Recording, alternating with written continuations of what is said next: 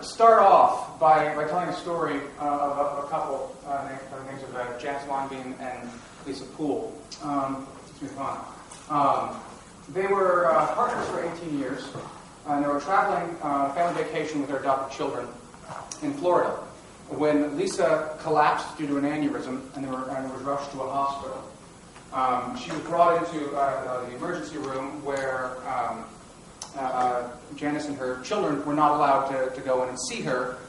They were told by the social worker there that they were in an anti-gay city, in an anti-gay state, and they were not allowed to participate in any of the healthcare decisions because they weren't real family members.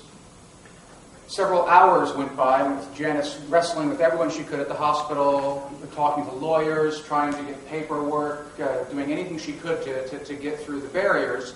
But ultimately, it was for naught. Lisa died while a locked door separated her from the woman she loved and her children. And I want to start off this discussion with this concrete case because as a trained philosopher, I tend to deal in abstracts. Philosophers like to talk about principles, generalities, and so forth. And it's easy to sort of lose sight of the concrete. And when talking about an actual real-world case, I think it focuses things in a way that it's all too easy to sort of get distracted away from.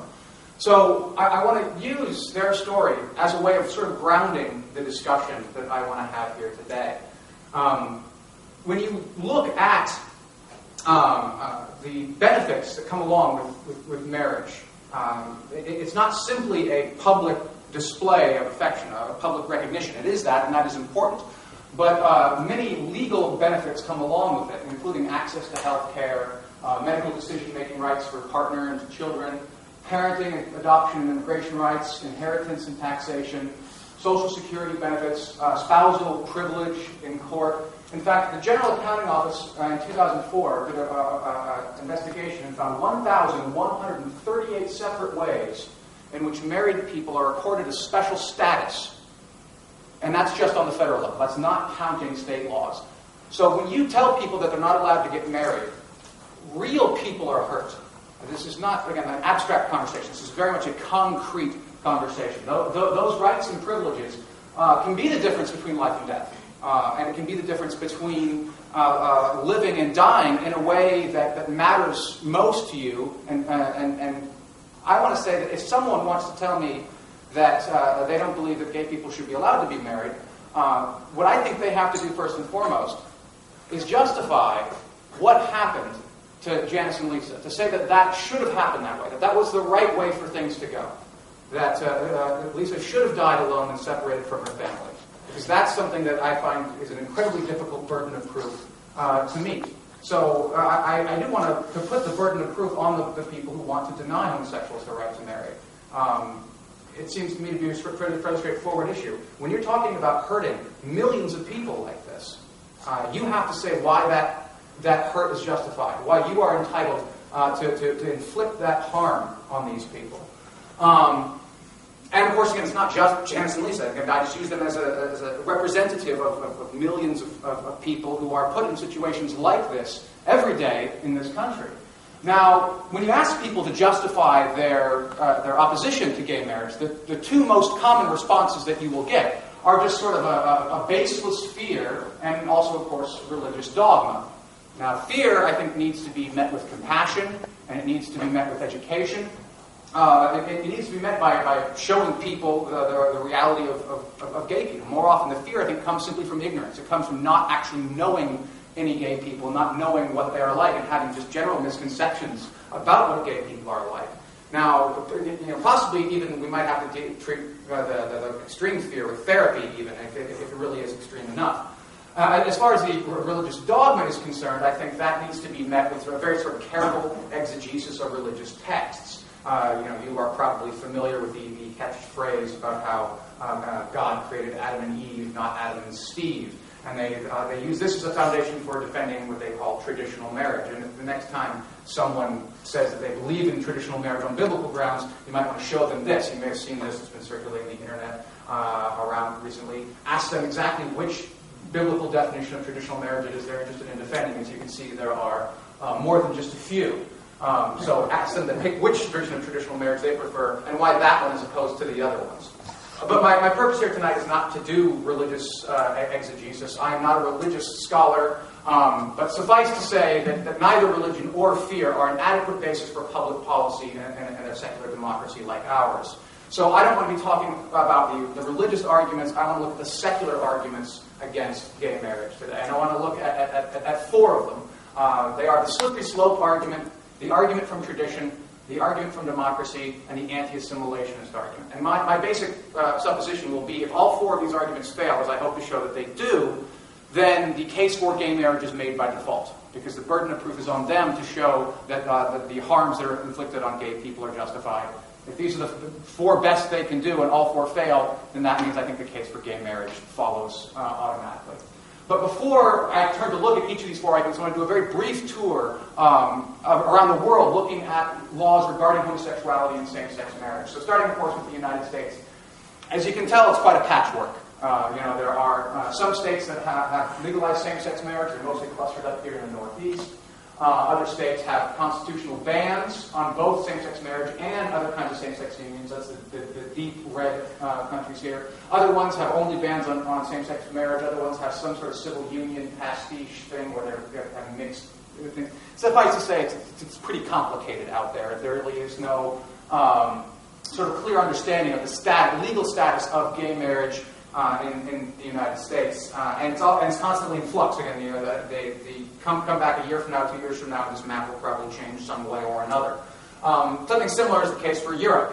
Some countries in Europe allow gay marriage. Those are the dark blue ones. The light blue ones where they have some sort of civil union arrangement. These sort of tan ones here are ones where it's sort of up in the air. They're debating it in their legislatures right now. And the red ones are places where the constitutions prohibit gay marriage. I think the most interesting one on this list actually is perhaps Iceland, because Iceland a few years back became the first state in the world to elect an openly gay head of state. They elected a lesbian woman to be their president a few years back, which I think is pretty astounding and worthy of note. And now if you take a step back to the whole world, you can see again things get even more complicated, even more mixed up. Again, some places have legalized gay marriage, some places have some sort of civil union arrangement, but there's also some countries, principally in Africa and the Middle East, where being gay is actually a crime punishable by a severe sentence, possibly even life in prison, and in some nations even the death penalty. Now, it's really, it's in some ways scary, but also in some ways I think kind of inspiring, because if you were to wind this clock back just 30, 40 years, you would see no blue at all. And so I do think that we can see progress here. But the country that most inspires me, I think, is this one right here, because that's South Africa. As you can see, that's dark blue. South Africa has full, equal marriage. South Africa is a country that had legalized racial discrimination until 1994. And 12 years later, they got full marriage equality. That would be roughly the equivalent of the United States embraced full marriage equality in the year 1976, 12 years after the Civil Rights Act passed. Okay, we've been lapped, in other words, on the civil rights issue by South Africa. That's pretty astounding if you think about it. Okay, so with that in mind now, let's turn to look at the actual arguments against gay marriage. The first one, in my experience, tends to be the most common one. You see this the most, so I'm going to actually spend the most time on it, and comparatively less time on the remaining ones. It's called the slippery slope argument. And a slippery slope is a general argumentative strategy. It's not unique to gay marriage. You can find it in the context of any number of issues. Sometimes it's openly a fallacy. Other times it actually can be a legitimate argument. You have to sort of look at the details to find out which is which. And the general strategy goes something like this. You say, if we accept X, whatever X is, then X will invariably lead to Y. And Y will invariably lead to Z, and Z will invariably lead to something else, and so forth and so on. And so while maybe there's nothing wrong with X per se, there is something wrong with all these other things that it's going to lead to. And that's the real problem. So the slippery slope argument tacitly admits that there's nothing per se wrong with gay marriage. It's not gay marriage they have a problem with. It's the stuff that's going to come with gay marriage that they don't want, and that's where the real problem is. So the typical sorts of examples of things that they say that gay marriage will open the doors for, we'll turn to in just a second. But for now, I do want to note that, again, that anyone who makes this argument is tacitly admitting there's nothing wrong with gay marriage in and of itself. They're saying that gay marriage itself isn't what they have a problem with. It's something else. And so that should always be the first thing that is noted. So what is the other stuff that they seem to not like very much? Well, I want to give a couple of examples from sort of the public discourse, starting with this quote here from former Pennsylvania Senator Rick Santorum, and he's a current candidate for the Republican nomination for president. If you're not familiar with him, I would recommend you Google him, but I actually think that would probably be a bad idea. So try something else to find out information about it, because you don't want to Google this man. So I'm telling you. So here's his quote on this topic. If the Supreme Court says you have a right to consensual gay sex within your home, then you have the right to bigamy. You have the right to polygamy. You have the right to incest. You have the right to adultery. You have the right to anything.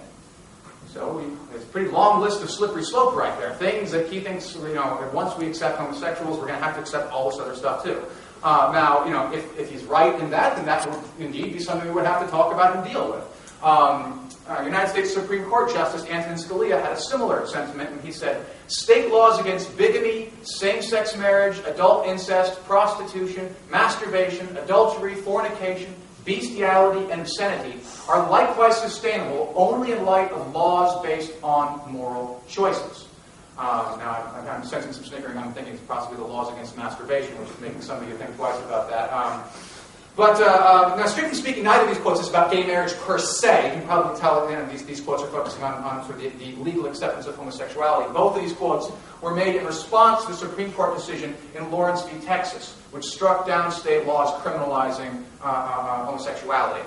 And Scalia was in the minority, he was dissenting, and Santorum obviously wasn't too terribly happy either. So strictly speaking, these aren't about gay marriage, but I think it's easy enough to export them to the gay marriage issue, so I don't think I'm taking these out of context in an unfair way. So I hope this gives you a sense of what the slippery slope looks like. And I want to start off by dismissing most of these concerns out of hand. I think most of these things are pretty clearly canards. The concern that gay marriage will lead to most of these things is pretty absurd. Unlike homosexuality, pedophilia, bestiality, and incest cause demonstrable harms. There is a fairly large literature in psychology and so forth that sociology that shows that if you accept these things, you have all sorts of problems. For example, bestiality often involves cruelty to animals. Pedophilia can cause lifelong physical and mental trauma. There's just a world apart between homosexuals and gay marriage and these things right over here on that basis alone.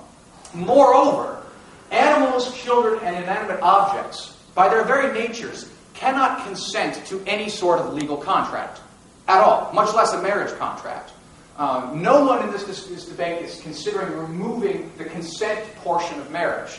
If we were removing the consent portion of marriage, it would no longer be marriage, it would be slavery. If I could be married to anyone, whether or not they consent to marry me, I effectively have the power to make them my slave.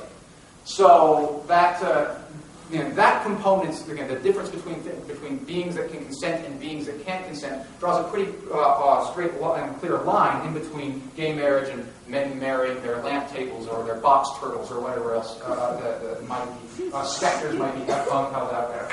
I want to put a quote up here from Andrew Sullivan, who's a conservative gay man. He runs a fairly popular blog, and he writes a lot about the gay issue. And so this is his line on gay marriage, which I thought was really nicely, on dog marriage, which is very nicely calibrated. He says, "The precise challenge for morally serious people is to make rational distinctions between what is arbitrary and what is essential in important social institutions. If you want to argue that a lifetime of loving, faithful commitment between two women is equivalent to incest or child abuse, then please argue it. It would make for fascinating reading. But spare us this bizarre point that no new line can be drawn in access to marriage, or else everything's up for grabs, and before we know where we are, men will be marrying their dogs." In other words, the slippery slope is just nonsense. There are clear-cut ways to stop the slide down the slippery slope. Now, hang on, I think they're clear-cut, but maybe they're not clear-cut to other people, so we can have a conversation about that. But the idea that it's just obvious that the moment we allow gay marriage, all this other stuff is going to be accepted is not only contradicted by fairly straightforward common sense, is contradicted by our actual experiences with countries that have had gay marriage now for over a decade, but somehow no dog marriage has been permitted. So I think the only one on this list, which is a real sort of genuine possibility when it comes to the slippery slope, is that of polygamy. Of all the stuff that's put up there, this is the only one I think that there's at least a reasonable argument can be made that if we accept gay marriage, then we might have to accept polygamy. And the reason why seems to be something like this. One way of articulating the basic principle in favor of gay marriage is this. Adults should be allowed to enter into a marriage contract with anyone who consents. You could word that a couple of different ways, but something like that, I think, is pretty much at the core of a lot of the common sense arguments in favor of gay marriage. And if that is the principle, if that is the basis upon which we want to argue in favor of gay marriage, then it seems like that might entail polygamy too. That exact same principle could say, well, if we want to say that any two people who love each other and want to be together should be allowed to get married, regardless of whether they're man and woman, or man and man, or woman and woman, why is the number important? If it's three people who love each other and want to spend the rest of their lives together, why shouldn't we accept that too? It seems like the same basic thinking, the basic logic there will go in that same direction. So this is something I think that does deserve a little bit more attention and a little bit more scrutiny than the others. So I want to turn again back to Andrew Sullivan, because he addresses this point specifically about the relationship between homosexuality and gay marriage. Sullivan says that the difference between homosexuality and polygamy is the fact that being a homosexual is a deep part of a person's identity. It's not simply something that they do. It's who they are. And being allowed to enter into a marriage with someone of the same gender is an expression of themselves. And to deny them that is to deny them their very selves. Whereas with polygamy, that's simply not the case. The way Jon Stewart put it once on The Daily Show is it's not part of the human condition that I got to get laid by multiple women at the same time. Or to quote Sullivan directly, polygamy is an activity, whereas both homosexuality and heterosexuality are states. Now, I think this is a reasonable argument, but I must admit I'm not entirely persuaded by it.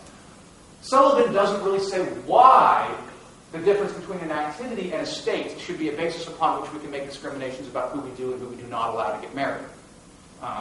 There's an intuitive plausibility to it, I suppose, but I'm not willing to accept just intuitive plausibility. I want a detailed case. Why exactly should the difference between one being an activity and one being a state carry that much weight?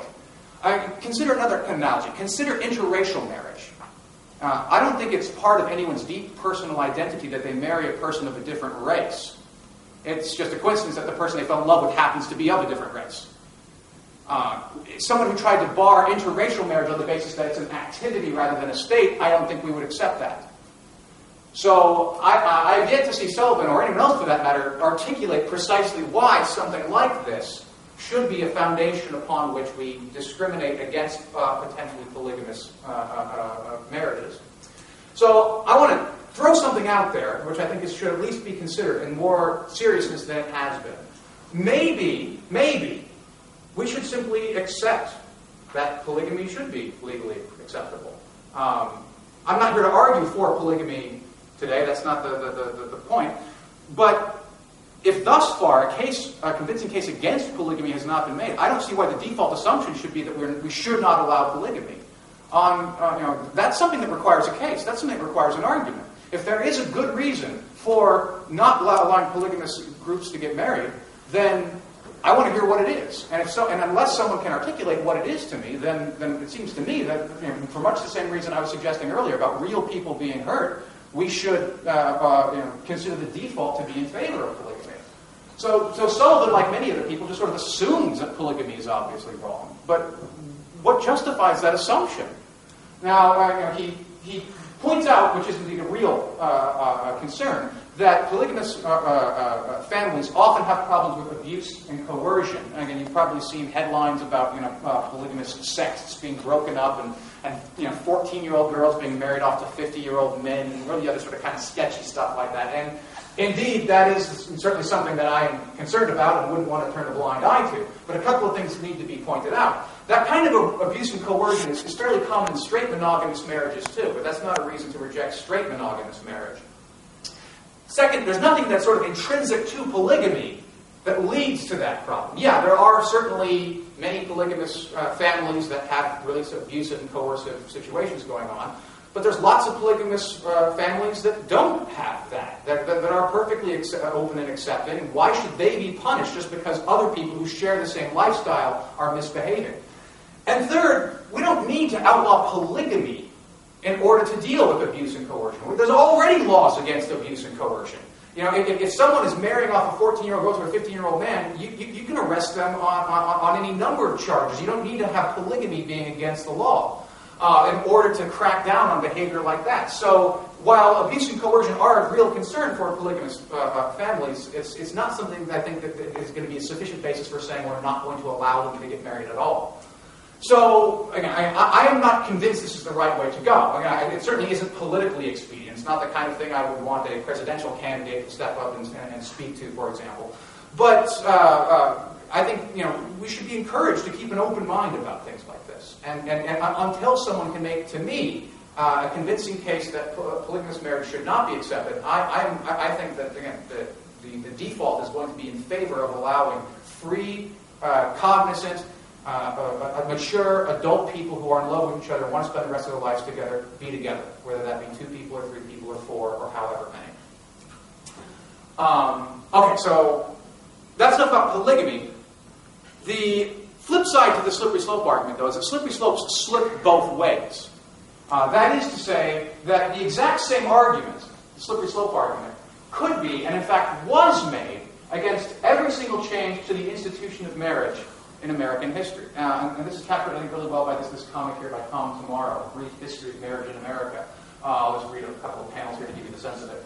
In revolutionary times, the wife effectively became her husband's property with few rights of her own. Marriage has always been a sacred bond between a man and his chattel, and so it will always be. In slaveholding states, slaves, including freed slaves, were not allowed to marry. Marriage has always been a sacred bond between 2 white people, and so it will always be. You get the point. It goes on from there. The institution of marriage over the history of this country has taken on many different forms, and it's transformed fairly radically from the inception of our country. If the slippery slope argument is a problem today, why isn't it a problem at any one of these stages? So someone who says, well, we shouldn't let a black person and a white person marry, or for that matter, a black person and a black person marry, because if we accept that, then it will lead to all sorts of other negative consequences. We would laugh that off. We would say that is a ridiculously bad argument. So if it's not a good argument in these contexts, why is it a good argument in the context of gay marriage? Why is it that we're willing to take the step down the slippery slope here and here and here, but once we get to gay marriage, no further. The line must be drawn here for some peculiar, perverse reason. So for that reason, again, I think the slippery slope argument is almost too good for people that people realize. Because if it's a good argument against gay marriage, it's a good argument against interracial marriage. It's a good argument against allowing women their own autonomy within marriage. It's a good argument against allowing black people to marry. And I don't think anyone wants to accept that it's a good argument in those contexts. And that means I don't think they can accept it's a good argument in the context of gay marriage. Okay, so that's the slippery slope argument. That's the first one out of the way. Now the second argument, the so-called argument from tradition.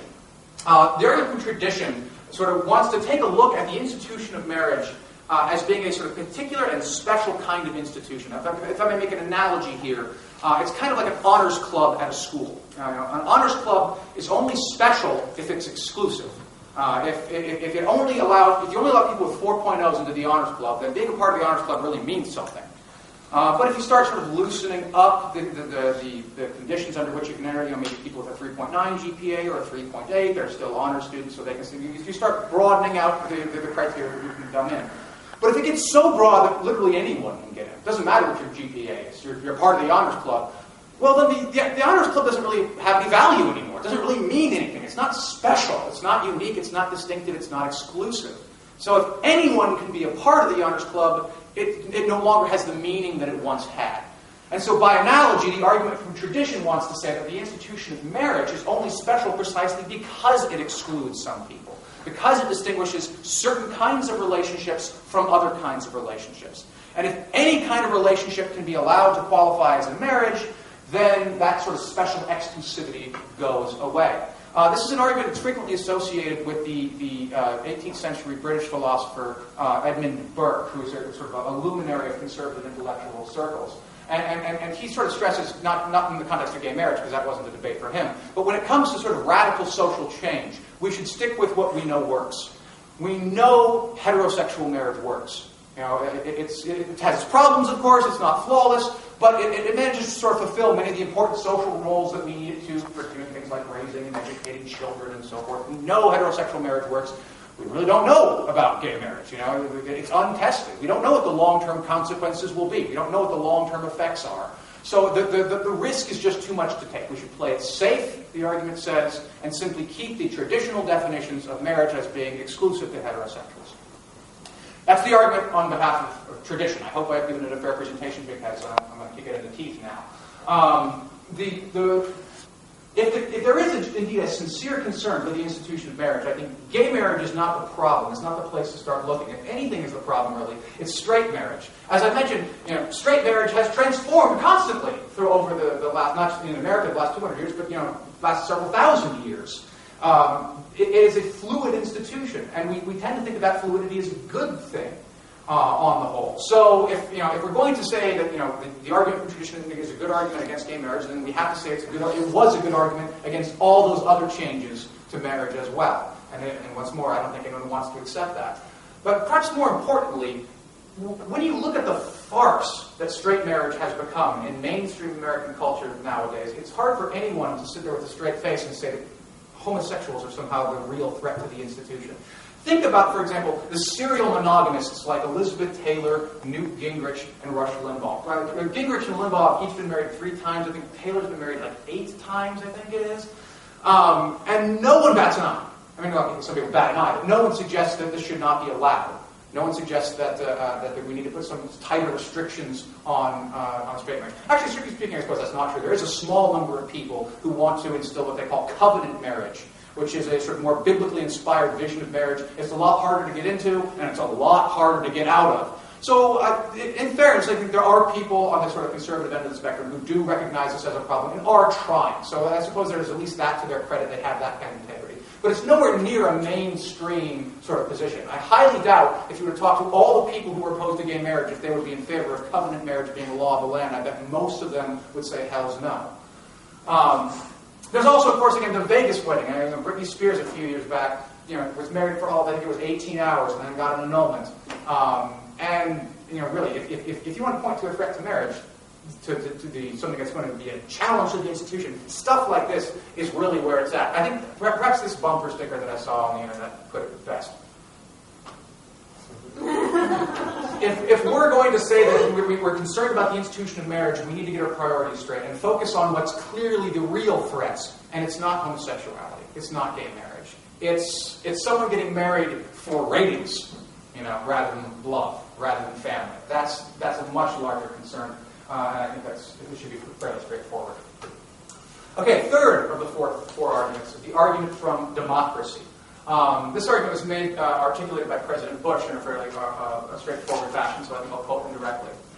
In a democracy, decisions about such a fundamental social institution as marriage should be made by the people, not by the courts.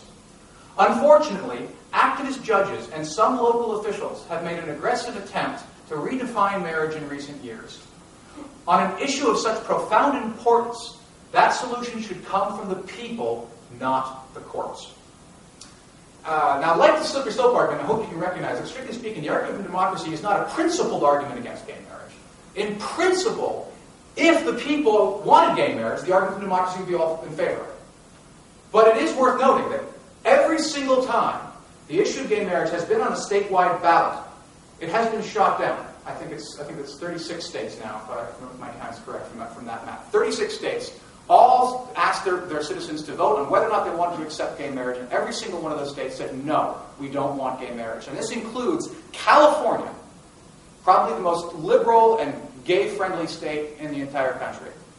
So if that's the case, then you have pretty clear-cut evidence that the American public is simply not ready for gay marriage. Maybe 20 years from now they'll be ready. And if that happens, then this argument would no longer stand in the way. This argument would say, once the people are ready, by all means, have gay marriage. But the people are not yet ready, the argument from democracy goes. Now, I'm a fan of democracy. I really am. I think it's important. I don't mean to suggest that we should do away with it. But at the same time, we have to recognize that democracy is far from the perfect institution. Thomas Jefferson put the point rather nicely. He said, a democracy is nothing more than mob rule, where 51% of the people may take away the rights of the other 49. And strictly speaking, that's absolutely right. In a pure democracy, it is just majority rule. And if the 51 want to make slaves out of the other 49, that's absolutely compatible with a pure democracy. So what that shows, though, and I guess it was Jefferson's point, was that we don't just live in a democracy. We live in a constitutional democracy. And the job of the Constitution is, in part, to protect minorities from what John Stuart Mill called the tyranny of the majority. This has been how every single civil rights struggle has proceeded since the dawn of the country. The Constitution is supposed to protect the minority, and the job of the courts is to interpret the Constitution. This is not somehow outside of their purview. Bush called them activist judges, which is, of course, a famous slur anytime a judge makes any decision that you disagree with. But whether you like their decisions or not, this is why we have courts in the first place, to interpret the Constitution, to say what it means. And if a state Supreme Court, or for that matter, the Supreme Court of the United States, says that the Constitution commits us to accepting gay marriage, then that's what the Constitution says. They get the final word on the matter. That's how the system is supposed to work. It's in no way incompatible with American democracy to say that sometimes the will of the majority has to be trumped by the Constitution. If it wasn't that the case, then we wouldn't be a constitution at all. We would be a pure democracy and just go with the will of the many.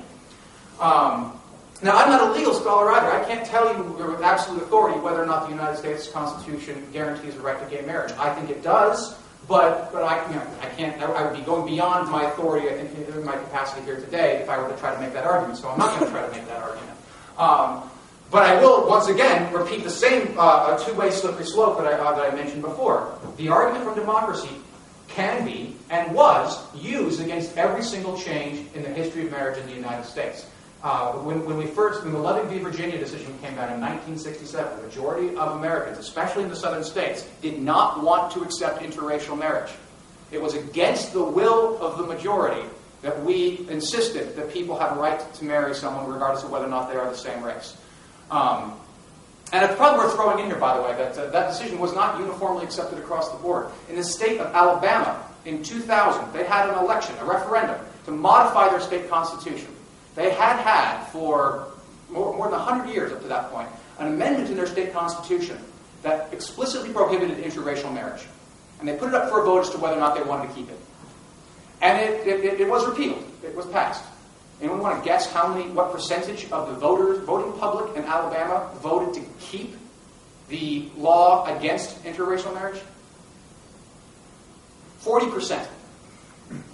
40% of the voting public in Alabama wanted it to remain constitutionally illegal for someone to marry a person of the opposite race. Now, really, you tip 11% of the voting public of Alabama the other way.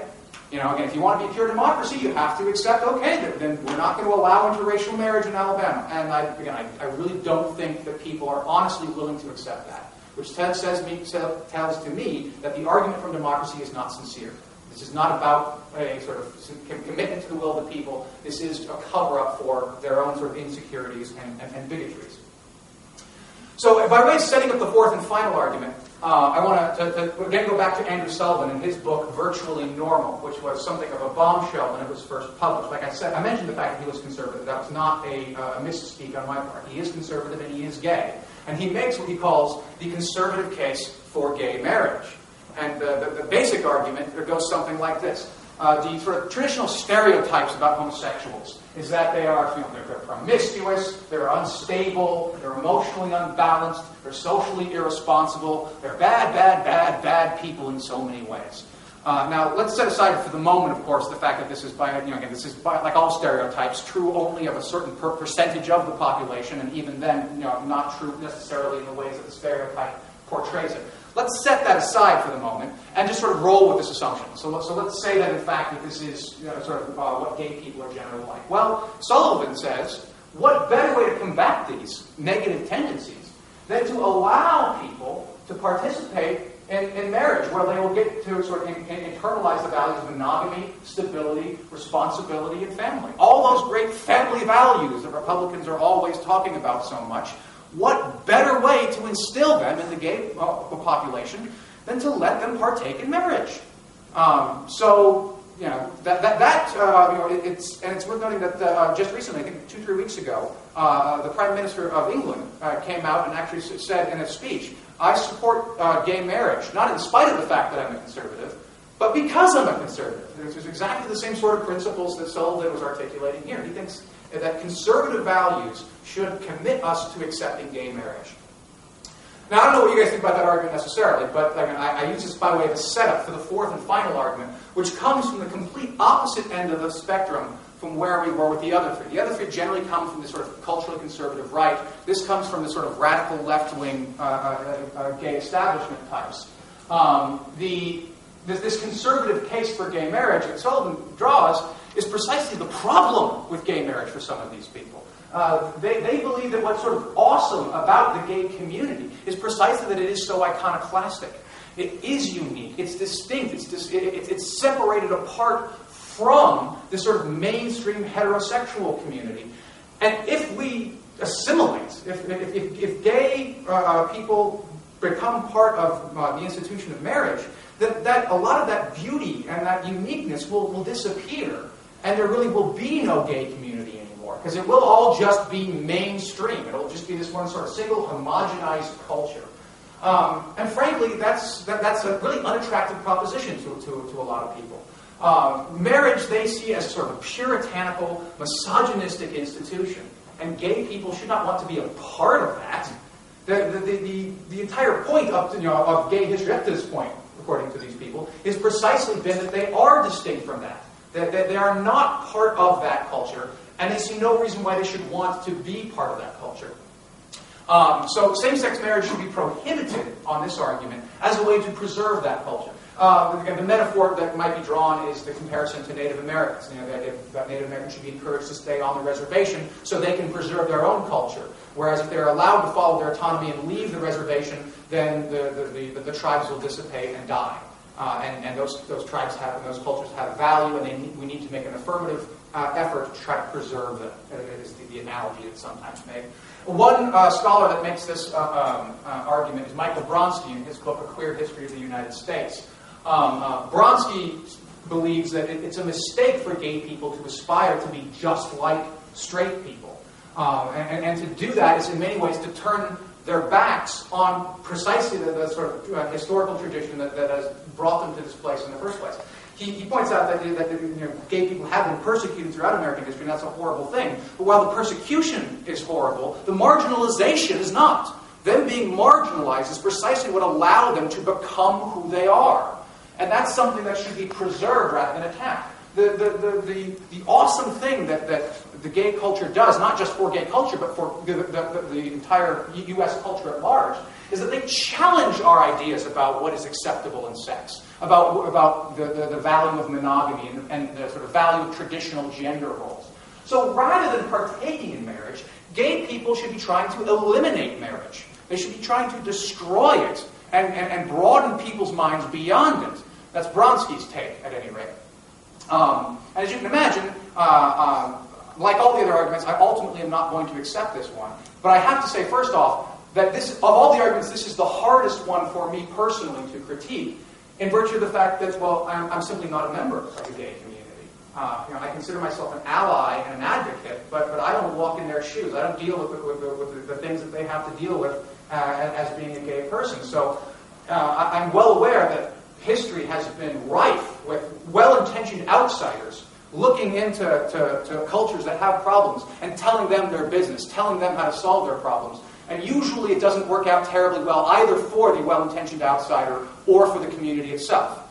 So my initial instinct in this really is to sort of back off and say that this is not my place to weigh in on this at all. That's my initial reaction. But I do ultimately think I need to overcome that reaction because as someone who is interested in ethics and is interested in public policy, I do feel that I have to at least sort of share my 2 cents. But I do want to sort of acknowledge that this is an outsider's point of view, and I do not mean to be inserting myself or proclaiming to speak for a community that I am not a part of. But for starters, it is worth noting that there has been public polling done on this, and actual members of the gay community, by a large majority, do want the right to be married. So Bronski's view is a sort of minority view within the gay community. I do think that I can assert that with sort of just statistical clarity. But I don't mean to dismiss Bronski's claim. It's hard to know precisely how much value to give to a culture. And I do want to accept the idea that there is sort of an esoteric, unique value to the gay culture as it exists today. And I also want to accept the possibility, I don't know if it necessarily will happen, but at least the possibility that culture might be threatened if mainstreaming and participation in marriage does start to become part of the norm for gay people. So it's hard to assess the value of that culture, and it's even harder to weigh it against the kind of harms that I talked about earlier when talking about Janice and Lisa. But for me, again, the thing that ultimately drives it home for me, while I do accept that these cultures like this have value and they should be protected, I imagine Lisa dying alone. And I imagine Janice being kept from the woman who she had committed her life to for the last 18 years by a locked door. And for me personally, I just can't see the value of the culture overriding that kind of pain. And to insist that people are put in a situation like that where they are marginalized is something that, for me, rationally speaking, I don't think it can sway the day. So, by way of closing, I want to sort of put a coda on the conversation, which sometimes comes up, and I wanted to bring up for your consideration.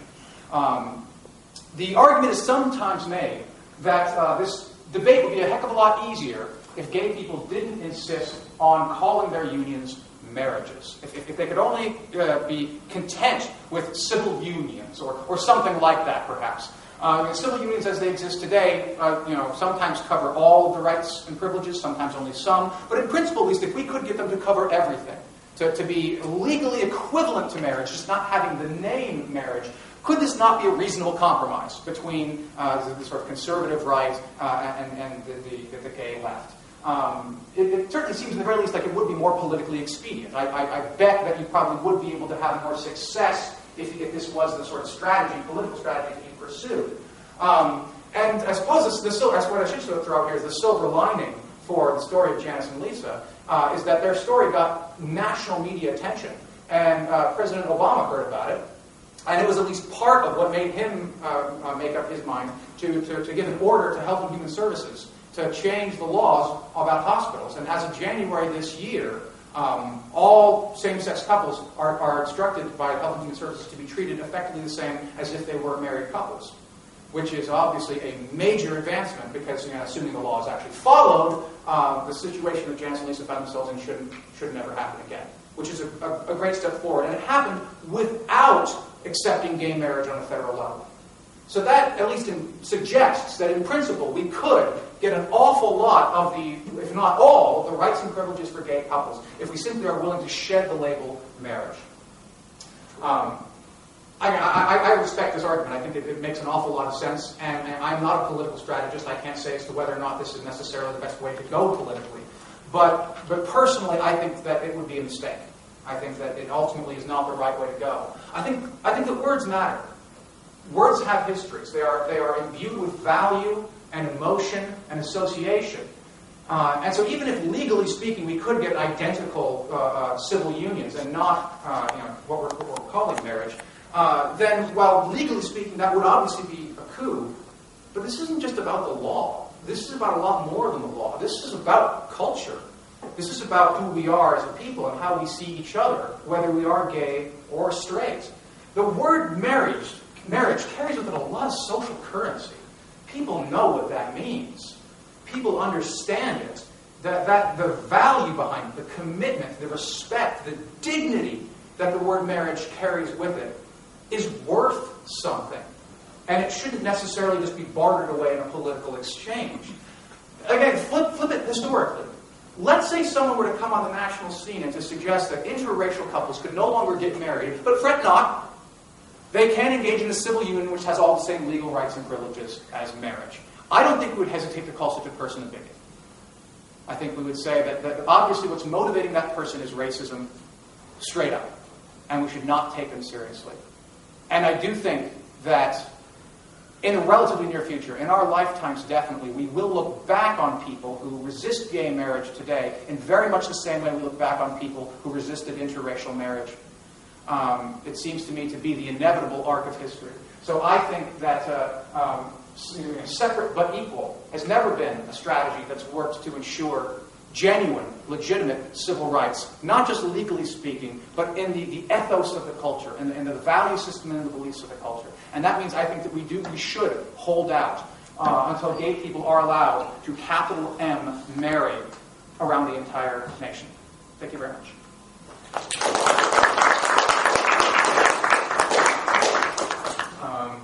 don't know if anyone has any questions or comments. I'm happy to field them if you like. I saw you had your hand. You were brimming.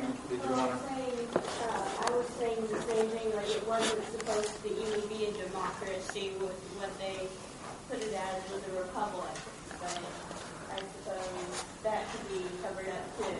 Yeah. I mean, the nuances between constitutional democracy and republic are probably too technical. But yeah, I think the effective point is precisely the same. Yeah. You have to have the laws and the rules followed out, otherwise it wouldn't work. Precisely. Anyone else? What about, I know this focused on gay marriage, but what about individuals who identify as bisexual?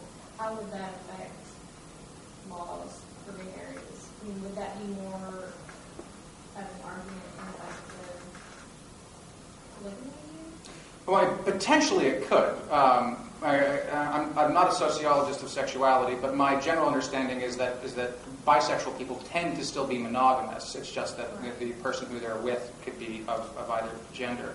I mean, it certainly seems like if someone who identified as bisexual wanted to marry someone of the same gender, even if they didn't think of themselves as being gay, then yeah, their rights would also be trampled on if we didn't allow it. So, if you do include, in the circle of people whose rights you're potentially trampling on by not allowing gay marriage, not just people who self-identify as homosexual, but also people who identify as bisexual, you certainly are increasing the number of people whose rights are at stake. So, yeah, I think that's probably a good idea to keep that in our consciousness as well. I think it is. Yeah, I think it is too. Yeah. That's not just propaganda. I think that's just the way, that is the way it is. But I hadn't been speaking in that way, so I appreciate that you brought it up. Like, do you think it's weird how we got over the interracial marriage, and like obviously Alabama people still have problems with it, whatever. But I mean, we did that fight. We got through like other civil rights issues and other things, and then like another issue comes up, and it's so similar, and it's like we refuse to learn from the past, and it's just like you gotta go through speed bump, just to get to like advancements in culture and society. Like it's the same fight every time. There's a sense in which it's weird. From a certain perspective, of course, yeah, it does look like and people are refusing to learn from history. And the Spanish philosopher George Santayana is famous for saying, "He who refuses to learn from history is doomed to repeat it." And in many ways, it is what we're seeing. I think we're just seeing the civil rights struggle, just in a different context, put forward. And it would be nice if people could learn from history better than they are. But then again, when you look at history, that is precisely what you see. You see people again and again refusing to learn from history. So in that sense, I don't think it's weird. I think this is the balance of human culture. It's a clash between a progressive element and a conservative element, and both have their roles to play. You don't want to change so fast that your culture falls apart, but you don't want to be so conservative that you stagnate and never move. And I think that there is a certain sort of healthy balance between those two that is playing out now. So a sense in which it's weird, but another sense in which I think that this is how cultures change. What about the argument for, like some people say, it's fluidity. Would that fall under your second argument of tradition? I'm sorry, what's fluidity? That, well, Tony talked about it in one of my philosophy classes that some people that are anti-gay view it as a lifestyle choice, so you can go back and forth. But if that's the case, then anything is what heterosexuality would be too. So I'm wondering how that is used as an argument against gay marriage. Right. And if that falls under what you were talking about, just the argument of tradition. Well, I think the first thing to note is even if sexuality is fluid, and I think there is at least some evidence to suggest that it is, it doesn't necessarily mean it's just a choice. Something can be fluid, but not a choice. The general argument that conservatives make on that front is premised on a fundamental mistake. The idea seems to be if homosexuality is a choice, then it's okay to discriminate against them. Right. And it seems to me that there's a fairly straightforward answer. I mean, set aside for the fact that, again, there's all sorts of evidence to suggest it's not a choice. That doesn't even matter. Why is it okay to discriminate against people, even if it is a choice? You know, it's my choice if I want to marry someone who's black or someone who's white. That doesn't mean that you can discriminate against me on that basis. Yeah, that's my argument. Yeah, so I think, you certainly hear the argument that it's a choice a lot. And as far as I'm concerned, it really doesn't matter. To steal a line from Lady Gaga, it doesn't matter whether or not we're born this way. All that matters is that there's no good basis upon which to discriminate against homosexuals, however they get to be that way. Do you think that will be something that will be coming into that argument more often? I'd like to think that, but maybe I'm a little cynical. I think it's probably a little too sophisticated for sort of the mainstream conversation. Who knows? Sometimes people surprise you. So it certainly might. And I would like to do everything I can to push it. In that sense, again, kind of Lady Gaga does sort of work against us in that way, because it does focus the debate about whether or not gay people are born this way. And I think that's the wrong debate to have. I think that's just not relevant. They're going to try to change it. They're going to try to see what like you need to fix it or something. Yeah, that's the assumption. It's like, well, it's unfair for us to discriminate against them if they don't have a choice. Then they're just, we should pity them or something like that because they can't get out of the gay lifestyle. I mean, how condescending is that?